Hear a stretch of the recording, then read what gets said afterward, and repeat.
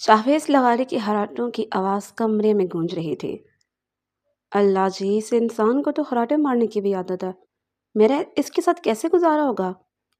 तुम्हें किसने इस खुशफहमी में मुब्तला किया है कि शावेज साहब तुमसे निकाह करेंगे? इसकी कज़न, जो कि इस मिशन में हमेशा ही इसके साथ होती थी, वो इसको हकीकत का आईना दिखाते हुए बोली थी। ओ हेलो मोहतरमा, देखा नहीं कि वो किस कदर प्यार बड़ी नज़रों से मेरी तरफ देखते हैं? तुमने शायद गौर नहीं किया कि वो तुम्हें बहन कहकर पुकारते हैं। तो ज़ाहिर सी बात है, शादी से पहले कज़न एक दूसरे के बहन भाई होते हैं। लेकिन मैं जानती हूँ कि वो मुझे दिल से अपनी बहन ही मानते हैं। इसकी खुशफहमियाँ अरूज पर थीं, जबकि इसकी कज़न इसकी बातें सुनकर अपना माथा पीट कर रह गई। तुम्हें पता है ना कि उन्होंने हमारी रिजल्ट रिपोर्ट कहाँ पर की हुई है? मैमूना के कहने पर इसने ज़ोरों शोर से हाँ में सर हिलाया। तीन ही जगह हो सकती हैं, या तो इनकी अलमारी, या फिर बेड के करीब पड़ा इनका दराज, या फिर इनका लॉकर। लेकिन लॉकर की चाबी मुझे नहीं मालूम कहाँ पर है। यह सुनकर मैमूना का दिल किया था कि वो इसका सर फाड़ दे, क्योंकि ये वहाँ पर सिर्फ और सिर्फ इसके सहारे पर ही आई थी, और अगर वो लोग पकड़े जाते तो फिर ये सोचकर ही इसका पूरा वजूद कांपने लगा था। मुझे ही पागल कुत्ते ने काटा हुआ था, जो मैंने तुम्हारा साथ देने का वादा किया। वो दांत पीसते हुए इसके कानों में गुर्राते हुए बोली थी। क्या कर रही हो? चुप हो जाओ, बाद में जाकर इस बारे में डिटेल से बात करेंगे। फिलहाल तुम मेरी बात सुनो। तुम जाकर अलमारी को चेक करो, तब तक मैं इनके ड्रास में देखती हूँ। नहीं, तुम हर बारी कोई न कोई गड़बड़ कर देती हो। तुम्हारा कोई भरोसा नहीं है। अरे यार, मेरे होते हुए तुम इतनी टेंशन लेती क्यों हो? मुझे बहुत हैरानती होती है। तुम्हें मुझ पर यकीन नहीं है क्या? यानी माहम लगारी पर यकीन होना चाहिए। तुम पर यकीन करने से अच्छा है मैं किसी चलती हुई गाड़ी से छलांग लगा दूं। ये कहकर वो अलमारी की तरफ चली गई थी। माहम ने शुक्र अदा किया था कि इसकी चलती हुई ज़बान को थोड़ा सा ब्रेक लगा था। इनके रिजल्ट की रिपोर्ट ड्रास में ही मौजूद थी। इसने खुशी से उठाया। इससे पहले कि वो वहां से जाती, इसका हाथ करीब पड़े हुए टेबल पर पड़े हुए कांच के गिलास से बुरी तरह से टकराया था। हाय मेरे अल्लाह! इसने फौरन से अपने सीने पर हाथ रखा, मगर बहुत देर हो चुकी थी। मैमूना झुक के कमरे का दरवाज़ा थोड़ा सा खोल कर आई थी, ताकि इमरजेंसी की सूरत में वह फ़ौरन वहाँ से फ़रार हो सके। इधर शावेद साहब की आँख खुली थी, और इधर महमूना साहिबा कमरे से बाहर दौड़ चुकी थी। तुम रात के इस वक्त यहाँ पर क्या कर रहे हो? वो इसे आड़े हाथों लेते बोला। वो वो मैं आपकी तबीयत पूछने के लिए आई थी। मुलाज़िमा ने मुझे बताया कि आपकी तबीयत ठीक नहीं है। इसने डरते-डरते जवाब दिया था। क्या तुम्हें मैं शक्ल से बेवकूफ़ लगता हूँ? हाँ, वो मेरा मतलब है नहीं। आप तो दुनिया के सबसे महान और चालाक इंसान हैं। मैं आपको ही बेवकूफ़ कैसे समझ सकती हूँ? इसने वो रिपोर्ट अपने पीछे छुपाई थी। तुम मुझसे क्या छुपा रही हो? दिखाओ मुझे। नहीं, नहीं, कुछ भी नहीं है। ये तो मेरे कुछ इम्पोर्टेंट फाइल्स हैं। मैं कह रहा हूँ कि वो मेरे हवाले करो। इसने डरते-डरते अपने रिज़ल्ट रिपोर्ट इसके हाथों में रख दी थी। मैं कैसे भूल गया कि तुम इसको हासिल करने के लिए किसी भी हद से गुज़र जाओगी। पहले तो मैं सोच रहा था कि तुम लोगों को बख्श दूँगा, मगर तुम लोग इस काबिल ही नहीं हो। जब तक तुम लोगों को सज़ा ना दी जाए, तुम लोगों का दिमाग अपनी जगह पर वापस नहीं आता। शावेज़ जी, मेरी बात पर यकीन करें, मैंने ये सब अकेले नहीं किया, बल्कि मेरे साथ वो चुड़ैल भी थी। अब वो यहाँ से भाग गई है। शावेज़ जी नहीं, शावेज़ भाई, बड़ा हूँ मैं तुमसे। ये सुनकर इसने अपनी गर्दन झुका दी थी और फिर बुरा सा मुँह बनाने लगी थी। वो शावेज़ को कैसे भाई कह सकती थी? तौबा, अल्लाह ना करे कि ऐसा कभी हो। इसने अपने कानों को हाथ लगाया। शावेज़ इसने साथ अपने अलाउंज में लेकर आ गया था।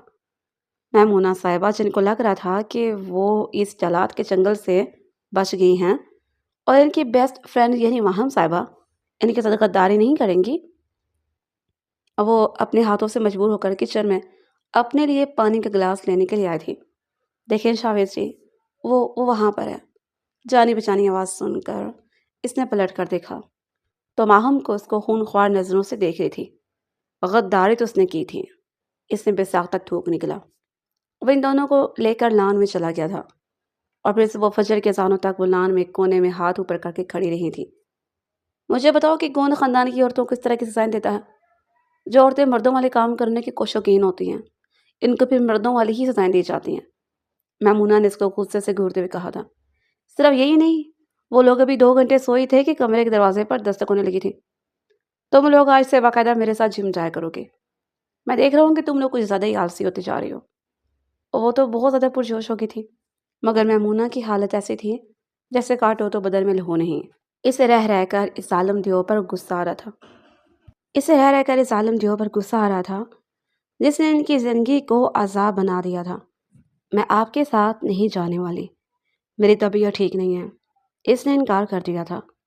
ٹھیک ہے، تم وہ اپنے کمرے میں جا کر آرام کرو، اور تم اب بھی اور اسی وقت نیچے آؤ، تمہارے پاس صرف 2 منٹ کا وقت ہے، ٹریک سوٹ پہن کر آنا۔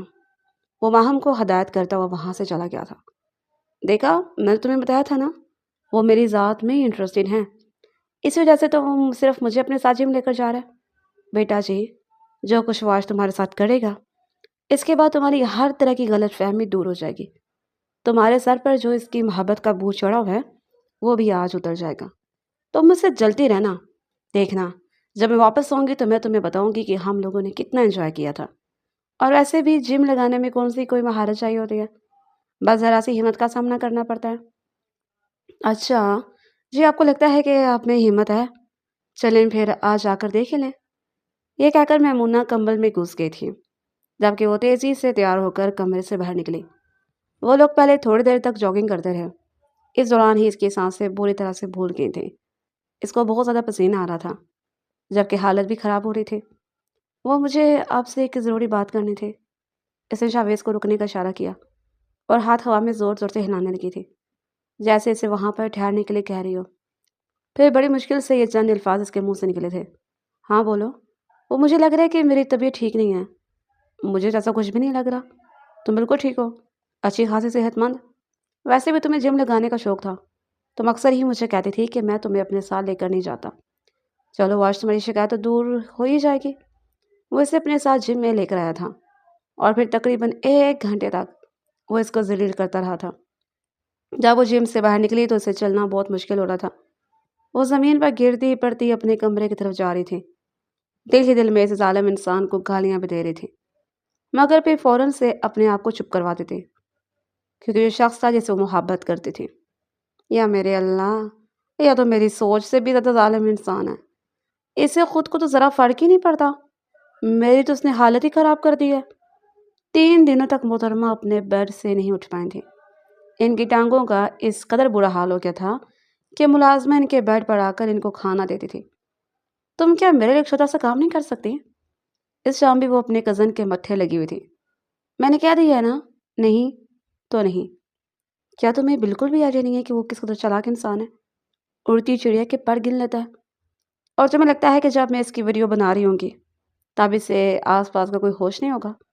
وہ ماہم کو گھورتے ہوئے سے سوال کر رہی تھی۔ یار کچھ بھی نہیں ہوتا، تو میری بات کا یقین کرو، صرف ایک چھوٹی سی ویڈیو کی تو کہانی ہے، تو بس وہ ویڈیو بنا کر مجھے دے دو۔ میں نے 3 دن ہو گئے ہیں اس کو جی بھر کر نہیں دیکھا، ان کی پرانی تصویریں نکال کر وہ دیکھ لو۔ نہیں یار، جو مسئلہ نیو تصویریں دیکھنے میں ہے وہ پرانی تصویریں دیکھنے میں کہاں؟ میمونہ ویڈیو بناتے ہوئے پکڑی کی تھی۔ کیا کر رہے ہو تم؟ وہ بھائی میں بس آپ کی ٹک ٹاک ویڈیو بنا رہے تھے۔ اصل میں آپ کی پرسنالٹی اچھی ہے، اگر آپ کی ویڈیو میں نے ٹک ٹاک پر اپلوڈ کر دی تو ہزاروں کے حساب سے فالورز آئیں گے۔ نادانے میں وہ اپنے پاؤں پر خود ہی کلاڑی مار گئی تھی، کیونکہ اس انسان کو ٹک ٹاک جیسی حرافات سے شدید نفرت تھی۔ اپنا موبائل میرے حوالے کرو۔ اس نے میمونہ سے اس کا موبائل طلب کیا۔ اسے پرجوش انداز میں موبائل اس کے حوالے کر دیا۔ دیکھیں تو کتنی پیاری ویڈیو ہے آپ کی۔ اس نے پوری ویڈیو میں صرف اور صرف اس کے چہرے پر ہی فوکس کیا ہوا تھا۔ اچانک ہی واٹس ایپ کا میسج آیا۔ ہاں بتاؤ، کیا سین بنا؟ جلاد ہاتھ میں آیا یا نہیں؟ تم لوگ اس ویڈیو کے ساتھ کیا کرنے والے تھے؟ وہ نوٹیفیکیشن سے ماہم کا میسج پڑھتے ہوئے پوچھنے لگا۔ نہیں بھائی، کچھ بھی نہیں یار، بس آپ میری بات کا یقین کریں، میں آپ کے ساتھ کچھ بھی غلط نہیں کر سکتی ہوں۔ جاؤ یہاں سے، دوبارہ تو مجھے یہاں پر نظر نہیں آؤ۔ مگر بھائی، اس سے کچھ کہنا چاہا مگر وہ ہاتھ اٹھا کر اسے چپ کروا کر وہاں سے بھگا چکا تھا۔ یہ سب کچھ تمہاری وجہ سے ہوا ہے، تمہاری تھڑکپن کی وجہ سے میرا آئی فون میرے ہاتھوں سے چلا گیا۔ ابا جان نے اتنی مشکل سے لے کر دیا تھا۔ 2 دنوں کے بعد عاطف اسلم کا کنسرٹ بھی آ رہا تھا۔ میں نے سوچا تھا کہ وہاں پر موبائل لے کر جاؤں گی، ہلا گلا کروں گی، ویڈیوز بناؤں گی، مگر تم، اللہ تعالیٰ تم سے پوچھے گا، تم نے میرے ارمانوں پر پانی پھیر دیا۔ وہ اپنے سینے پر بوڑھی عورتوں کی طرح ہاتھ مارتے ہوئے ویلا مچاتے ہوئے کہہ رہی تھی۔ ٹھیک ہے یار، چپ کر جاؤ، آخر جو تم نے کچھ بھی کیا ہے اپنی دوستی کے لیے کیا، اور اتنی سی تو قربانی تو بنتی ہے۔ تم میری دوست نہیں ہو، بلکہ تم تو میرے سر پر ایک عذاب بن کر نازل ہو گئی ہو۔ تمہارے ساتھ ہر بار میں بھی پھنس جاتی ہوں۔ اس بار میں تمہارے ساتھ حویلی میں نہیں رہوں گی، بلکہ چھٹیاں گزارنے کے لیے نانی جان کے گھر چلی جاؤں گی۔ وہاں پر میرے سارے کزنس میرا انتظار کر رہے ہیں۔ وہ اپنے کھڑوس کزن کی وجہ سے بہت زیادہ عاجز آ چکی تھی، کیونکہ شاویز صاحب ان کے ہر معاملے میں دخل اندازی کرتے تھے۔ نہ تو وہ لوگ شاویز کی پرمیشن کے بغیر کہیں باہر گھومنے کے لیے جا سکتے تھے اور نہ ہی ہلا گلا کر سکتے تھے۔ یہاں تک کہ حویلی میں بھی انہیں میل کزنس کے ساتھ فری ہونے کی پرمیشن نہیں تھی۔ انہیں یہی ڈر ہوتا تھا کہ اگر شاویز نے دیکھ لیا تو قیامت آ جائے گی۔ میمونہ تو اس سے بہت زیادہ گھبراتی تھی۔ وہ تو خود بھی بہت احتیاط کرتے تھے، لیکن ماہم اور وہ کسی کو بھی خاطر میں نہیں لاتی تھی۔ وہ تو ویسے بھی شاویز سے محبت کرتی تھی، بچپن سے لے کر اب تک وہ اسی کو پسند کرتی تھی۔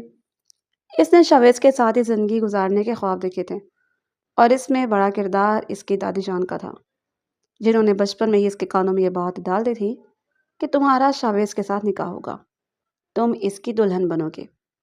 وہ پھر یہ آئینے کے میں کھڑے ہو کر اپنے سر پر سرخ رنگ کا دوپٹہ سجا کر خود کو شاویز کی دلہن امیجن کرتی تھی۔ اس کے دل کی دھڑکنیں منتشر ہو جاتی تھیں، لیکن کچھ عرصے سے وہ دیکھ رہی تھی کہ شاویز اس سے نہیں بلکہ باقی قدموں سے بھی کھنچا کھنچا سا رہنے لگا ہے۔ اب نہ تو وہ پہلے کی طرح ان قصدوں میں بیٹھتا تھا اور نہ ہی پہلے کی طرح ان سے گفتگو کرتا تھا۔ وہ اس سے بھی صرف اور صرف ڈانٹ ڈپٹ کے لیے مخاطب کرتا تھا، ورنہ اس سے بھی کبھی کوئی فالتو بات نہیں کی تھی۔ یہ چیز اسے ڈسٹرب کر رہی تھی اور اندر ہی اندر کچھ جوش بھی دلا رہی تھی، جو لو اسے شاویز جیسا انسان ملا تھا جس بات کو باقی عورتوں سے کوئی دلچسپی ہی نہیں تھی۔ لیکن اگر انہیں مجھ میں بھی دلچسپی نہ ہوئی تو نہیں نہیں نہیں، یہ نہیں ہو سکتا، ورنہ دادی جان کبھی مجھ سے اتنی بڑی بات نہ کرتی۔ اس کے دادی جان کا 1 سال پہلے انتقال ہوا تھا۔ اس کی امی جان اس کے بچپن میں ہی چل بسی تھی، جبکہ بابا بھی 3 سال پہلے ایک حادثے میں اس دنیا سے چلے گئے تھے۔ وہ اپنے تایا جان کی حویلی میں رہتی تھی۔ حد سے زیادہ شرارتی تھی۔ جب سے اس حویلی میں آئے تھے تب سے اس نے سب لوگوں کے ناک میں دم کر رکھا تھا۔ پورے دن اس کے نام کی پکار حویلی میں گونجتی رہتی تھی۔ ایک کو تنگ کر کے فارغ ہوتے تھے تو دوسرے کو تنگ کرنے کے لیے نکل جاتے تھے۔ اگر پڑھائی کے بارے میں سوال کیا جاتا تو محترمہ بیوقوفوں کی طرح گھورنے لگتی تھیں، جیسے ان سے آؤٹ آف سلیبس کوسچنس پوچھ لیا ہو۔ شاویز کو جیسی لڑکیاں بالکل پسند نہیں تھیں، وہ جیسے لڑکیوں سے کوفت محسوس کرتا تھا، اس سے الجھن ہوتی تھی۔ اس نے یہ بات کئی بار اس کے منہ پر بھی کہی تھی، مگر وہ نظر انداز کر جاتی تھی۔ ان دنوں میں شاویز اسے کچھ زیادہ ہی obsessed ہو گئی تھی۔ ہر وقت ہی اس کے بارے میں سوچتے رہتے تھے، اسی کا نام لیتے رہتے تھے۔ میمونہ کے تو کان پک گئے تھے۔ ایک دن اس کے سامنے باقاعدہ ہاتھ جوڑتے ہوئے بولی تھی، خدا کا واسطہ ہے بس کر جاؤ۔ اب اگر تم نے اس انسان کا دوبارہ سے نام لیا تو میرے کانوں سے خون نکلنے لگے گا۔ میں تھک گئی ہوں، اب اس کا نام کسی گھنٹے کی طرح میرے دماغ میں بجنے لگا ہے۔ ایک دوست اور کزن ہونے کے ناطے میں تمہیں یہی مشورہ دوں گی کہ جتنا جلدی ہو سکے اپنے آپ کو شاویز جیسے شخص سے دور کر لیں، کیونکہ وہ تمہیں کبھی بھی محبت نہیں دے پائے گا جس کی تم حقدار ہو، پر اس کے ساتھ رہ کر تم اپنا سب کچھ کھو دو گی، اپنی ہنسی، مسکان، خوشی۔ وہ تم سے بالکل الرٹ ہے۔ وہ مشرق ہے تو تم مغرب ہو۔ اپنے آپ کو اس کے پیچھے برباد نہ کرو۔ یہ سن کر برا منا گئی تھی اور کئی دنوں تک میمونہ سے ناراض بھی رہی تھی۔ بعد میں میمونہ نے خود جا کر اس سے معافی مانگی تھی تو اس کے ساتھ نارمل ہوئی تھی۔ وہ شاویز سے دور ہونے کے بارے میں اپنے خوابوں میں بھی نہیں سوچ سکتی تھی۔ اگر ایسا ہوتا تو وہ جان سے نہ چلی جاتی۔ یا میرے اللہ، اس انسان کو میرا بنا دینا، کیونکہ میں اس انسان کے بغیر نہیں رہ سکتی۔ اس نے بے ساختہ آسمان کی طرف دیکھتے ہوئے دعا مانگی تھی۔ اگلے کچھ دنوں میں حویلی کا ماحول بہت زیادہ خراب ہو گیا تھا۔ اس دن تایا جان کے کمرے میں جانے لگے تو اسے اندر سے شور کی آواز سنائی دی۔ شاویز خان اس وقت اپنے بابا جان سے بحث کر رہا تھا، اور شاید زندگی میں پہلی بار اس نے شاویز کو اپنے بابا سے سوال جواب کرتے ہوئے دیکھا تھا۔ حویلی میں شاویز بھائی کی شادی کی باتیں ہو رہی تھیں۔ میرے ساتھ؟ وہ پرجوش انداز میں بولی۔ نہیں، کسی اور لڑکی کے ساتھ۔ وہ کسی اور سے محبت کرتے ہیں۔ تم پاگل تو نہیں ہو گئی ہو؟ یہ تم کیا کہہ رہی ہو؟ وہ حلق کے بل چلاتے ہوئے بولی تھی۔ کیا ہو گیا یار؟ میں نے تمہیں پہلے بھی سمجھایا تھا کہ ان کو اپنے سر پر سوار کرنے کی ضرورت نہیں ہے، مگر دادی جان نے مجھے کہا تھا کہ میری ان سے شادی ہوگی۔ ماہم کو بچپن کی ساری بات یاد آنے لگی۔ اس کی تائی جان تو اسے ہمیشہ یہی تسلی دیتی تھیں کہ وہ روتی ہوئی اپنی تائی کے کمرے میں گئی۔ اس کی تائی بہت زیادہ بے بس تھی کیونکہ اپنے بیٹے کو سنبھالنا ان کے لیے مشکل ہو گیا تھا۔ ماہم کے بابا کا 2 سال پہلے انتقال ہوا تھا۔ اس کی امی اس کے بچپن میں ہی سے چھوڑ کر چلی گئی تھی۔ اس کی پرورش اس کی دادی نے کی تھی۔ ماہم ہر حال میں شاویز سے بات کرنا چاہتی تھی۔ شام کے وقت جب وہ اس کے پاس گئی اور اس سے اپنی محبت کا اظہار کیا تو شاویز نے اسے بری طرح سے دھتکار دیا تھا، مگر وہ ہار ماننے والوں میں سے نہیں تھی۔ رات کا پھیلتا اندھیرا حویلی کی دیواروں کو مزید سنجیدہ بنا رہا تھا۔ اوپری منزل میں شاویز کے کمرے میں ہلکی سی لائٹ جل رہی تھی۔ وہ کھڑکی سے کھڑا باہر دیکھ رہا تھا کہ اچانک دروازے کی کنڈی آہستہ سے ہلی۔ شاویز چونکا، دروازہ کھلا اور ماہم اندر داخل ہوئی۔ اس کی آنکھیں آنسوؤں سے بھیگی ہوئی تھیں، ہونٹ کانپ رہے تھے جیسے دل میں کوئی فیصلہ کر کے آئی ہو۔ ماہم تم؟ شاویز نے بھویں سکوڑتے ہوئے کہا، اس وقت میرے کمرے میں کیا کر رہی ہو؟ ماہم نے قدم آگے بڑھائے۔ اس کی آواز لرز رہی تھی۔ شاویز، بس ایک بار میری فریاد سن لو، میں تمہارے بغیر نہیں جی سکتی، نکاح کر لو مجھ سے، میں تم سے پاگلوں کی طرح محبت کرتی ہوں۔ شاویز کی آنکھوں میں ایک سختی سی آ گئی، لیکن دل میں ہلکی سی جھنجھلاہٹ بھی تھی۔ ماہم، تمہیں 1000 بار سمجھایا ہے، میرا دل کسی اور کے ساتھ ہے۔ ماہم تڑپ اٹھی، جھوٹ ہے، کوئی نہیں ہے تمہاری زندگی میں، تم بس بہانے بنا رہے ہو یہ دھتکارنے کے لیے۔ شاویز کے لبوں پر ایک تلخ مسکراہٹ ابھری۔ وہ 2 قدم آگے بڑھا اور ماہم کی آنکھوں میں دیکھتے ہوئے بھاری لہجے میں بولا، یہ جھوٹ نہیں کروا سچ ہے، میں اپنی کلاس والوں سے محبت کرتا ہوں، وہ میری دنیا ہے، میرا سکون ہے۔ تم سمجھ کیوں نہیں پاتی ہو کہ دل زبردستی سے نہیں جیتا جاتا؟ ماہم کے وجود پر جیسے بجلی سے گر گئی تھی۔ ماہم کے وجود پر جیسے بجلی گر گئی، اس کے ہونٹ کپ کپانے لگے۔ وہ چیخ پڑی، نہیں، میں ماننے کو تیار نہیں، وہ لڑکی تمہیں مجھ سے چھین نہیں سکتی، تم صرف میرے ہو شاویز، صرف میرے۔ بہتر ہوگا تم یہ وہم دل سے نکال دو۔ شاویز کی آواز اب قہر بن چکی تھی۔ تمہارے رونے، چلانے، منتیں، ترلے کرنے یا الزام تراشیوں سے میرا فیصلہ نہیں بدلے گا۔ میں جسے چاہتا ہوں وہی میری زندگی میں موجود ہے اور وہ صرف میری ہے۔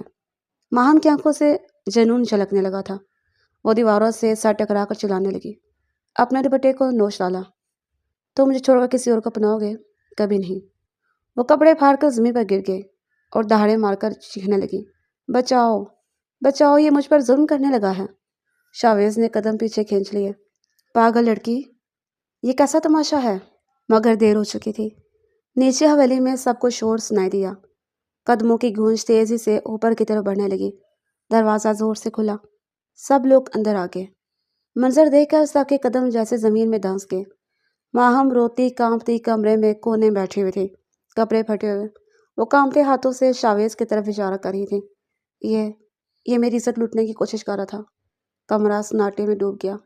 کمرے میں سناٹا پھیلا ہوا تھا، صرف ماہم کی چیخیں اور سسکیاں گونج رہی تھیں۔ سب لوگ حیرت اور غصے کے ملے جلے جذبات کے ساتھ کھڑے تھے۔ دروازے پر ایک دبنگ آواز ابھری۔ اللہ دیتا لغاری تیزی سے اندر آئے۔ ان کے چہرے پر غضب کی بجلیاں چمک رہی تھیں۔ وہ لمحہ بھر بھی ضائع کیے بغیر شاویز کے قریب پہنچے اور ایک ایسا زوردار تھپڑ مارا کہ اس کا وجود لرز گیا۔ حرام زادے، یہ دن دکھانے کے لیے ہم نے تجھے پالا تھا، اب نہیں حویلی کی عزت کو برباد کرنے بیٹھ گیا۔ ان کی دہاڑ نے سب کو ہلا دیا۔ شاویز کا دل کٹ گیا۔ وہ لڑکھڑا کر زمین پر گرا اور نم آنکھوں کے ساتھ بولا، بابا، میری بات سنیں، یہ سب ماہم کی سازش ہے، میں نے کچھ نہیں کیا۔ میں جیسے صاف صاف بتا چکا ہوں کہ میری محبت کوئی اور ہے، میری کلاس والوں، وہ میری دنیا ہے بابا۔ ماہم نے سسٹر کے بیچ سر جھکا کر لرزتی آواز میں کہا، میں نے تو صرف اپنی محبت مانگی تھی، مگر اس نے مجھے ذلیل کیا، مجھے دھتکار دیا، اور پھر اس نے روتے ہوئے کپڑوں کی پھٹی ہوئی سلوٹوں کو سنبھالنے کی ناکام کوشش کی۔ میری عزت سے کھیلنے لگا۔ عورتوں نے آگے بڑھ کر ماہم کو تھام لیا جیسے واقعی مظلوم ہو۔ ان کے چہرے پر خوف سوز اور ہمدردی سے بڑھ گئے تھے۔ شاویز پاگلوں کی طرح دہاڑ رہا تھا، یہ سب جھوٹ ہے بابا، آپ میری آنکھوں میں دیکھیں، میں کبھی ایسا کر ہی نہیں سکتا، میرا دل پہلے ہی کسی اور کے پاس ہے، میں ماہم سے محبت نہیں کرتا۔ مگر اللہ دیتا لغاری کے کان پر انہوں نے اس کی کالر پکڑ کر جھنجھوڑ ڈالا، بے غیرت، آج سب کے سامنے تیری حرکت آشکار ہو گئی ہے، اور جو اب بھی زبان چلا رہا ہے، خاندان کی عزت خاک میں مل گئی ہے، اور جو ابھی بھی اپنے عشق کی رٹ لگا رہا ہے، یہ ناانصافی ہے بابا، آپ میرا سب کچھ چھین رہے ہیں۔ اللہ دیدہ لغاری کی آواز قہر بن کر گونجی تھی، خاموش، کل صبح ہی تمہارا اور ماہم کا نکاح ہوگا۔ یہ فیصلہ آخری ہے۔ عزت کی حفاظت صرف اسی طرح ممکن ہے۔ شاویز کے وجود سے جیسے جان نکل گئی، اس کی آنکھوں میں خواب بکھر گئے۔ ماہم نے آستین سے آنسو صاف کیے، لیکن اس کی نظریں جھکی ہوئی مسکراہٹ کو چھپانے میں ناکام رہیں۔ اس کے ہونٹوں پر ایک فاتحانہ لرزش تھی، جیسے وہ اپنی مراد پا چکی ہو۔ شاویز دھیرے سے بڑبڑایا، یہ نکاح، یہ میری محبت کا قتل ہے، یہ میری روح کی قبر ہے۔ اور کسی نے اس کی آواز کو سننا بھی گوارا نہ کیا۔ وہ کمرے سے باہر نکلنے سے پہلے ایک سیکنڈ کے لیے اس کے قریب آ کر رکا تھا۔ اگر تو تمہیں لگتا ہے کہ یہ سب کچھ کر کے تم مجھے حاصل کرنے میں کامیاب ہو گئی ہو، تو یہ تمہاری سب سے بڑی بھول ہے، جسے میں بہت جلدی ہی دور کر دوں گا۔ تم نے نہ صرف اپنی ذات پر ظلم کیا ہے، بلکہ اس کے ساتھ ساتھ اپنے آپ کو ایک ایسے جال میں پھنسا دیا ہے جہاں سے نکلنا تمہارے لیے مشکل ہی نہیں، ناممکن ہوگا۔ اگر اپنی زندگی میں داخل ہونا کسی کے جال میں پھنسنے سے مترادف ہے تو مجھے منظور ہے۔ وہ دھیمے انداز میں بولی تھی۔ آواز اتنی آہستہ تھی کہ شاویز کے علاوہ اسے کوئی بھی نہیں سن پایا تھا۔ وہ لمبے لمبے ڈگ بھرتا ہوا وہاں سے چلا گیا تھا۔ رابعہ کا چہرہ بار بار اس کی نظروں کے سامنے گھوم رہا تھا، وہ عورت جس سے وہ بے تحاشا محبت کرتا تھا۔ رابعہ ماہم سے زیادہ خوبصورت نہیں تھی، اور نہ ہی وہ کسی بہت بڑے گھرانے سے تعلق رکھتی تھی۔ وہ ایک مڈل کلاس فیملی سے تعلق رکھنے والی سلجھی ہوئی لڑکی تھی، جسے اس نے ایک بار یونیورسٹی کے ایک ایونٹ پر دیکھا تھا۔ وہ پہلی ہی نظر میں اس کا دیوانہ ہو گیا تھا۔ آج سے پہلے کبھی بھی اسے کوئی عورت اپنے دل کے اتنے قریب نہیں لگی تھی۔ رابعہ نے اس کے دل تک رسائی حاصل کرنے میں کامیاب ہو چکی تھی۔ وہ اسے اپروچ بھی کر چکا تھا۔ شروع میں تو رابعہ بہت زیادہ ہچکچائی تھی، کیونکہ اس طرح کسی اجنبی سے وعدوں پر یقین کرنا سب کے لیے بہت ہی مشکل ہوتا ہے۔ اس نے جب اس کی ماں کو لے کر اسپتال کیا تھا، اس میں اس کی ماں کا سارے علاج کا سارا خرچ اٹھایا، اور اس کے ساتھ رابعہ سے وعدہ بھی کیا کہ اس کی ماں کا کمپلیٹ ٹریٹمنٹ کروائے گا۔ اس دن کے بعد وہ اس کے سامنے اپنے گھٹنے ٹیکنے پر مجبور ہو گئے تھے۔ وہ اس کا محسن تھا، اور اپنے محسن کے ساتھ وہ کیسے بدکلامی کر سکتے تھے۔ اب اسے یہ بھی یقین آ گیا تھا کہ وہ شخص واقعی اسے محبت کرتا ہے، اور اسے حاصل کرنے کے لیے اپنے خاندان کے سامنے اس کے لیے آواز اٹھائے گا۔ پوری رات اس نے رش راوی کرتے ہوئے گزار دی۔ وہ یہی سوچ رہا تھا کہ اس کا ایکسیڈنٹ ہوگا اور سب کچھ ختم ہو جائے گا، لیکن ایسا کچھ بھی نہیں ہوا۔ صبح وہ حویلی واپس آ چکا تھا۔ اس نے موبائل چیک کیا، رابعہ کے نمبر سے اسے سینکڑوں حساب سے کالز لگی ہوئی تھیں۔ جانتا تھا کہ وہ چھوٹے دل کی مالک ہے، اس کے لیے پریشان ہو جاتی ہے، مگر اس قدر وہ بے چین تھا، اس قدر کوفت میں مبتلا تھا، وہ کسی سے بھی بات نہیں کرنا چاہتا تھا۔ وہ صرف اپنے ساتھ تھوڑا سا وقت گزارنا چاہتا تھا۔ ماہم، تم نے میرے ساتھ اچھا نہیں کیا۔ تم نے نہ صرف میرے سے میری محبت چھینی ہے، بلکہ مجھ سے میری خوشیاں بھی چھین لی ہیں۔ میں تم سے تمہارا سب کچھ چھین لوں گا، تمہارا وہ حشر کروں گا کہ تم مرتے دم تک یاد رکھو گی۔ دانت پیستے ہوئے اسے اپنے دماغ میں سوچتے ہوئے وہ اپنے آپ سے مخاطب تھا۔ کچھ رشتہ داروں کو اطلاع دی جا چکی تھی۔ وہ حیران تھے کہ آپ نے ہمیں پہلے کیوں نہیں بتایا، اور اچانک سے نکاح۔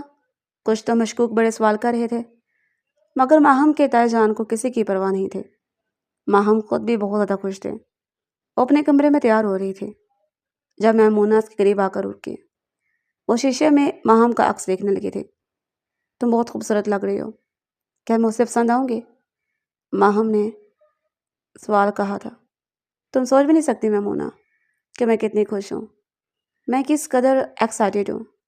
میں اپنی محبت حاصل کر لی ہے، اور اب مجھے لگ رہا ہے جیسے ساری دنیا کی خوشیاں میرے قدموں میں آ کر بچھ گئی ہوں۔ تو میں نے اپنی زندگی کی بہت بڑی غلطی کر دی ہے۔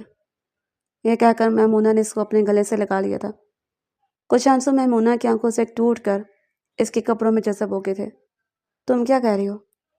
تم جانتی ہو نا کہ بچپن سے یہی چاہتی تھی کہ میں اس انسان کی دلہن بنوں۔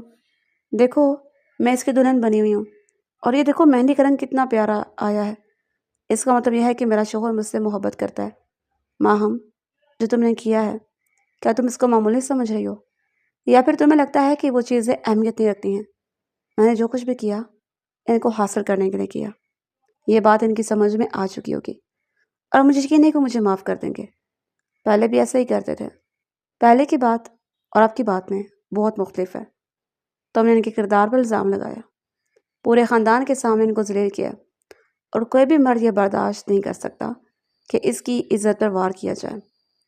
میں اس کے لیے ان سے معافی مانگ لوں گی، میں ان کے قدموں میں گر جاؤں گی اور پھر دیکھنا سب ٹھیک ہو جائے گا۔ ہم ہیپی کپلز کی طرح ایک خوشگوار زندگی گزاریں گے۔ اس کا جوش و خروش عروج پر تھا۔ اسے لگ رہا تھا کہ اس کا حسن دیکھ کر پاگل پگھل جائے گا، اس کے سامنے گھٹنے ٹیکنے پر مجبور ہو جائے گا، مگر یہاں پر بات کو سنتی نہیں تھی۔ یہاں پر بات ظرف کی تھی، اور اس بار ماہم نے کم ظرفی کا مظاہرہ کیا تھا۔ وہ 17 سالہ لڑکی ابھی بھی نہیں جانتی تھی کہ اس نے کتنا بڑا جرم کر دیا۔ وہ دلہن بنی اس کے کمرے بیٹھی ہوئی تھی، اس کا سر جھکا ہوا تھا، وہ اس کے نام کی ہو چکی تھی۔ کمرے کا دروازہ ایک زوردار آواز سے کھلا تھا۔ ایک لمحے کے لیے ماہم کا دل زور زور سے دھڑکنے لگا تھا۔ میمونہ کی ہوئی ساری باتیں اس کے ذہن میں گھومنے لگی تھیں، مگر اس نے اپنے آپ پر قابو رکھا ہوا تھا۔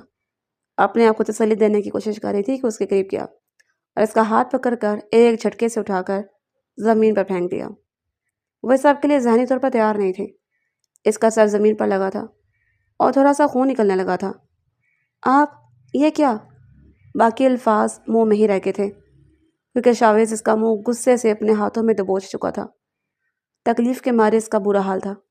اس کو لگ رہا تھا کہ اس کے جبڑے ٹوٹ جائیں گے۔ وہ خود کو شاویز کی گرفت سے چھڑوانے کی کوشش کر رہی تھی، مگر ظالم کی گرفت بہت مضبوط تھی۔ تمہیں کیا لگا تھا میں سب کچھ بھول کر تمہیں اپنی بیوی تسلیم کر لوں گا؟ تم سے بیویوں کی طرح محبت کروں گا، کمرے میں آؤں گا، تمہارا گھونگھٹ اٹھاؤں گا اور تمہاری تعریفیں کروں گا۔ یہ سب کچھ ان عورتوں کے ساتھ کیا جاتا ہے جو عزت والی ہوتی ہیں۔ تم جیسی بے غیرت عورت کے ساتھ میں وہ سلوک کروں گا جس کو تم ساری زندگی یاد رکھو گے۔ یہ کہہ کر اس نے ایک زوردار تھپڑ ماہم کے چہرے پر مارا تھا۔ اس کا نچلا ہونٹ پھٹ گیا تھا، اس میں سے خون نکلنے لگا۔ پلیز پلیز آپ مجھے معاف کر دیں، مجھ سے غلطی ہو گئی ہے۔ یہ سب کچھ میں نے آپ کو حاصل کرنے کے لیے کیا ہے۔ تم سے غلطی نہیں ہوئی ہے، بلکہ تم سے گناہ ہوا ہے، جس کا خمیازہ تمہیں پوری زندگی ہی بھگتنا پڑے گا۔ یہ بات اپنے اس چھوٹے سے دماغ میں بٹھا لو کہ میں تم سے شدید نفرت کرتا ہوں۔ تم میری زندگی میں زبردستی شامل کی گئی ہو۔ کبھی بھی تمہیں بیوی والا درجہ نہیں دوں گا۔ ہاں، کبھی کبھار جب مجھے اپنی ضرورت پوری کرنی ہوگی تو میں تمہارے قریب آ جایا کروں گا۔ آفٹر آل میں نے تم سے نکاح کیا ہوا ہے، تھوڑا سا فائدہ تو اٹھا ہی سکتا ہوں میں۔ جہاں تک آج رات کا سوال ہے تو آج رات میں تمہیں بالکل بھی مایوس نہیں کروں گا۔ یہ کہہ کر پورے سار انداز میں اس کی طرف بڑھا تھا۔ اس کے بازو پر اپنی گرفت مضبوط کیے ہوئے تھے۔ وہ سہمی ہوئی نظروں سے شاویز کو دیکھنے لگی اور نفی میں سر ہلانے لگی، مگر شاویز پر تو اس وقت شیطان سوار ہو گیا تھا۔ پوری رات تھی اور وہ جو اس کے ستم کا شکار ہوتی رہی تھی۔ صبح جب وہ اٹھا تو وہ صوفے پر بیٹھی سسکیوں سے رو رہی تھی۔ اس کے بال اس کی کمر پر پھیلے ہوئے تھے۔ شاویز کو اس عورت کے وجود سے کوئی دلچسپی نہیں تھی۔ وہ رابعہ سے محبت کرتا تھا۔ اس نے فیصلہ کر لیا تھا کہ وہ رابعہ سے شادی کر کے اسے اپنے ساتھ لے کر امریکہ شفٹ ہو جائے گا۔ باقی یہ لڑکی جانے اور اس کا کام جانے۔ ویسے بھی اس پر الزام لگا تھا، بدلہ تو اس نے لینا ہی تھا۔ رونا بند کرو اور خبردار جو تم نے گھر میں کسی کو کچھ بھی بتایا تو جو ہم دونوں کے درمیان ہوا ہے، تم نے یہی کہو گی کہ ہم دونوں لوگوں میں سب کچھ نارمل ہے اور ہم نارمل بیوی کی طرح ہی زندگی گزارے ہیں۔ اگر تم نے اپنی زبان چلائی تو میں اسی دن ہی تمہیں طلاق دے دوں گا۔ تم جانتی ہو کہ میں جو کچھ کہتا ہوں وہ کر کے دکھاتا ہوں۔ وہ کمرے سے نکلنے ہی لگا تھا کہ اس کا نام پکار اٹھی۔ مجھے میرے نام سے مت پکارو، تمہارے منہ سے اپنا نام بھی مجھے زہر لگتا ہے۔ نفرت کا اظہار کرتے ہوئے تیزی سے اس کی طرف بڑھا تھا۔ اس سے پہلے کہ اسے کچھ کہتا، اس نے فوراً سے اپنا چہرہ اپنے ہاتھوں میں چھپا لیا۔ یہ دیکھ کر اس نے اپنے لب بینچ لیے تھے۔ وہ اس کو مارنے کے لیے اس کے قریب نہیں گیا تھا۔ اگر امی تم سے کچھ بھی پوچھتے ہیں تو انہیں وہی بتانا جو میں نے تمہیں کہا ہے۔ اور ہاں، اس نے اپنی جیب سے ڈبی نکال کر زور سے تیبر رکھی تھی۔ یہ اپنی منہ دکھا دینا جس کو دکھانی ہوئی۔ یہ کہہ کر وہ وہاں سے جا چکا تھا۔ وہ پورا دن اس نے رابعہ کے ساتھ ہی گزارا تھا۔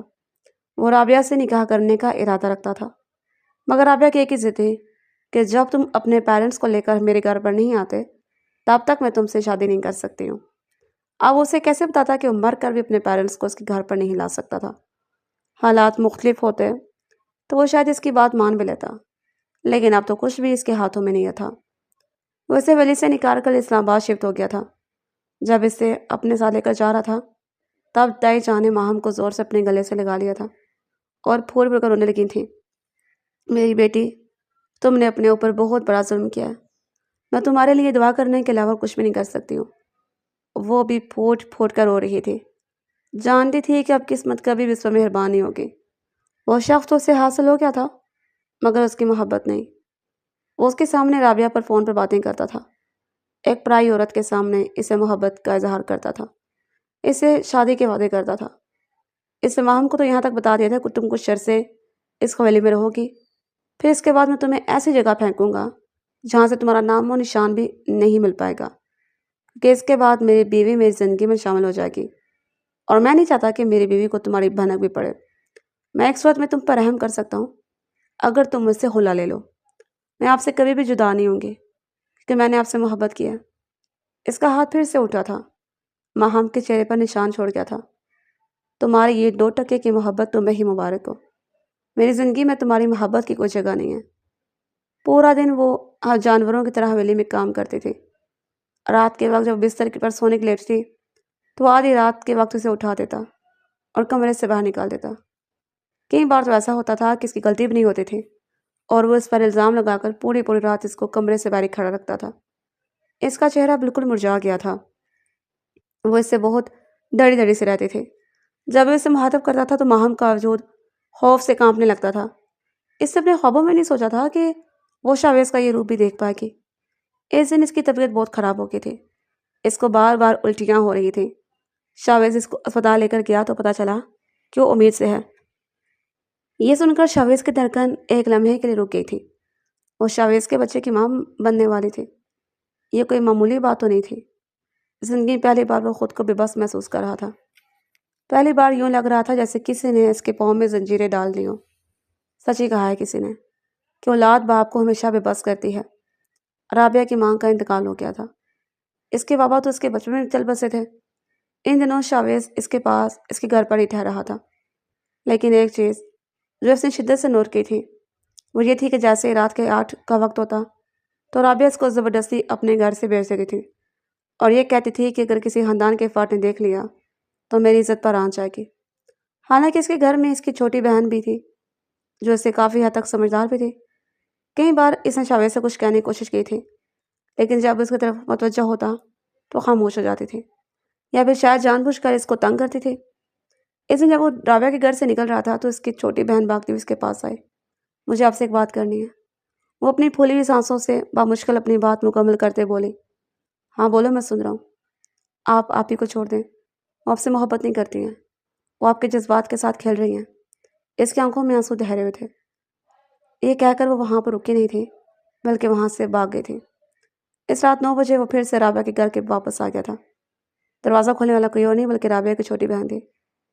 اس دن اس کا یہ انکشاف ہوا تھا کہ جس عورت سے اس نے بے تحاشا محبت کی تھی، جس پر اس نے اپنا سب کچھ نچھاور کیا تھا، وہ عورت کسی اور کے نکاح میں تھی، یا پھر یہ شاید اس کی حرکت کا نتیجہ تھا کہ اس کے ساتھ مکافاتی عمل ہوا تھا۔ اس ساتھ وہ بہت زیادہ ٹوٹ گیا تھا۔ وہ جب واپس آیا تو وہ ماں ٹیبل پر اپنا سر کے سو رہی تھی۔ اس کے چھوٹے چھوٹے ہراٹوں کی آواز کمرے میں گونج رہی تھی۔ وہ ٹیبل کے قریب جا کر بیٹھا ہی تھا کہ اس کی آنکھ کھل گئی۔ آئی ایم سوری، مجھے اندازہ نہیں تھا کہ کھانا ٹھنڈا ہو گیا ہوگا، میں ابھی گرم کر کے لاتی ہوں۔ ہوش میں آتے ہی اس نے سب سے پہلا یہ خیال کھانے کا آیا تھا، کیونکہ اس کو ٹھنڈا کھانا پسند نہیں تھا۔ رکو، مجھے بھوک نہیں ہے، اس نے اسے روکنے کا اشارہ کیا اور خود کمرے میں چلا گیا۔ جانے سے پہلے اس سے بھی آنے کا کہہ کر گیا تھا۔ جب وہ کمرے میں داخل ہوئی تو وہ بیڈ پر لیٹا ہوا تھا۔ ماہم کا دل زور زور سے دھڑک رہا تھا۔ اس کو صرف اور صرف چند بار ہی اس کی قربت کے لمحات نصیب ہوئے تھے، اور پھر اس رات اس نے ماہم کو باہوں میں سکون تلاش کیا تھا۔ ماہم کو اپنے کیے پر نئے سرے سے شرمندگی ہونے لگی تھی۔ وہ بار بار اس سے معافیاں مانگ رہی تھی، لیکن ہر بار اس کو خاموش کروا دیتا۔ شاید اس بارے میں کسی قسم کی کوئی بات نہیں کرنا چاہتا تھا۔ اسے ماہم سے دور ہو کر بھی دیکھا تھا، اس کو تکلیف پہنچا کر بھی دیکھا تھا، مگر اس کے باوجود بھی ماہم نے کبھی بھی اس کو دھوکہ نہیں دیا تھا، نہ ہی اس نے ایسی کوئی حرکت کی تھی جسے شاویز کی عزت پر کوئی آنچ آئی تھی۔ ہاں، یہ بات آج تھی کہ شاید اس پہلے اس نے ایک ناقابل معافی غلطی کی تھی، لیکن یہ بھی اس نے نادانی میں کیا تھا۔ وہ اپنی محبت میں پاگل ہو گئی تھی کہ اسے کچھ ہوش ہی نہیں رہا تھا، اور اس کی عمر کا تقاضا بھی تھا کہ اس تک کسی چیز کی امید رکھی جا سکتی تھی۔ کچھ غیر کے بڑے افراد کی بھی غلطی تھی جنہوں نے اس کے ذہن میں بچپن سے ہی یہ بات ڈال دی تھی۔ صبح جب وہ سو کر اٹھا تو اس کے ذہن میں یہ ساری چیزیں کسی طوفان کی طرح چل رہی تھیں۔ وہ بری طرح سے کنفیوز تھا، اس کو سمجھ نہیں آ رہا تھا کہ وہ کیا کرے۔ اس نے سب کچھ وقت پر چھوڑ دیا تھا، رابعہ سے تو وہ ہر طرح کا تعلق توڑ چکا تھا۔ اس کے ساتھ شاویز نے جو جوائنٹ اکاؤنٹ کھلوایا تھا وہ بھی ختم کر دیا تھا۔ رابعہ اس کو ایک لمبے عرصے سے دھوکہ دیتے ہوئے آ رہی تھی، جب بھی وہ سوچتا تھا کہ اس کا دل ٹکڑے ٹکڑے ہو جاتا تھا۔ دوسری طرف ماہم تھی، جو اس کی بے رخیوں کے باوجود، اس کے برے سلوک کے باوجود بھی ہمیشہ اس کی ایک نظر کرم کی منتظر رہتی تھی۔ شاویزہ پہلے کی طرح اس پر سختی نہیں کرتا تھا، بلکہ اس کا خیال رکھتا تھا۔ ایک تو وہ ماں بننے والی تھی، اور دوسرے ان دنوں وہ کچھ زیادہ چڑچڑی ہو رہی تھی، چھوٹی چھوٹی بات پر لڑنا شروع کر دیتی۔ ایک دن اس نے رابعہ کا نام لیا اور وہ فوراً ہی خاموش ہو گئی۔ وہ میری زندگی سے جا چکی ہے۔ یہ الفاظ سن کر ماہم کو چند لمحوں کے لیے یقین ہی نہیں آیا تھا۔ اس عورت کا میری زندگی میں کوئی رول نہیں ہے۔ میری زندگی میں صرف تم ہو اور ہماری ہونے والی بیٹی ہے۔ اگر بیٹا پیدا ہو گیا تو نئی بیٹی ہوگی۔ مجھے بیٹیاں پسند ہیں۔ پہلی بار وہ اسے نارمل انداز میں بات کر رہا تھا، اسے اپنی پسند اور ناپسند شیئر کر رہا تھا۔ اس کی ذرا سی الفت پر ماہم نکھر گئی تھی۔ وہ پہلے کی طرح ہنسنے کھیلنے لگے تھے۔ اس کو ویلی میں بھی آزادی سے آنے جانے کی اجازت تھی، اس کے علاوہ جہاں دل کرتا تھا جاتی تھی۔ آج شاویز پہلے کی طرح اس پر سختی یا پابندی نہیں کرتا تھا۔ ماہم نے ایک بہت ہی پیاری بیٹی کو جنم دیا تھا، مگر ابھی بھی اسے دل میں ڈر تھا کہ اگر رابعہ کی زندگی میں واپس آ گئی تو کہیں وہ اس کو چھوڑ نہ دے۔ اور پھر ایک دن اس کا یہ ڈر بھی دور ہو گیا تھا۔ رابعہ آئی تھی، اپنے گھٹنوں پر چل کر آئی تھی، کیونکہ اسے اندازہ ہو گیا تھا کہ اس نے ہیرا گنوا دیا ہے۔ شاویز نے اس کی شکل دیکھنے سے بھی انکار کر دیا تھا۔ وہ دھوکے باز لوگوں سے شدید نفرت کرتا تھا۔ اس دن ماہم کے دل میں بھی جو آخری پھانس تھی وہ بھی نکل گئی تھی۔ شاویز نے ماہم کا پردہ رکھ لیا تھا۔ اس نے کبھی بھی کسی کو بھی یہ نہیں بتایا تھا کہ ماہم نے اس پر الزام لگایا تھا، حالانکہ ماہم سب لوگوں کے سامنے اس بات کا اعتراف کرنے کے لیے تیار بھی تھی، مگر شاویز نے چاہتا تھا کہ سب لوگ اس سے نفرت کریں۔